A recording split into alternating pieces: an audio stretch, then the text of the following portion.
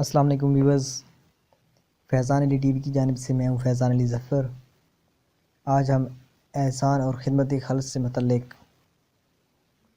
ایک صحابی کا واقعہ بیان کریں گے اس ویڈیو کے اندر۔ اگر آپ اسی طرح کی اچھی اور اسلامک اور انفارمیشن سے ویڈیو دیکھنا چاہتے ہیں تو اس چینل پہ آپ دیکھ سکتے ہیں، اور نئی ویڈیو حاصل کرنے کے لیے اس چینل کو سبسکرائب کر سکتے ہیں۔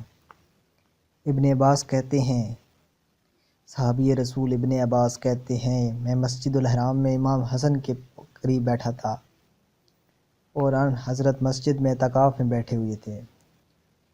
ایک دن امام طواف کر رہے تھے کہ اتنے میں ایک شخص ان حضرت کے پاس آیا اور عرض کی، اے فرزند رسول، میں مقروض ہوں، مجھے اس قدر رقم چاہیے کہ اگر ممکن ہو تو میرا قرض ادا کر دیں۔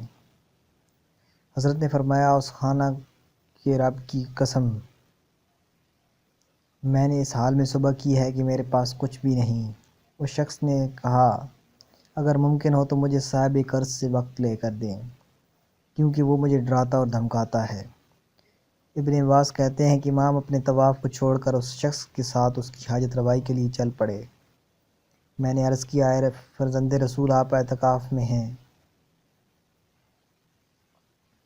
حضرت نے فرمایا، میں نے اپنے والد گرامی سے سنا ہے کہ رسول خدا صلی اللہ علیہ وآلہ وسلم نے فرمایا، جو بھی کسی مومن کی حاجت پوری کرے گا، گویا اس نے 90,000 سال خدا کی عبادت کی، ایسی عبادت کی دن کے روزے اور راتوں میں قیام کیا۔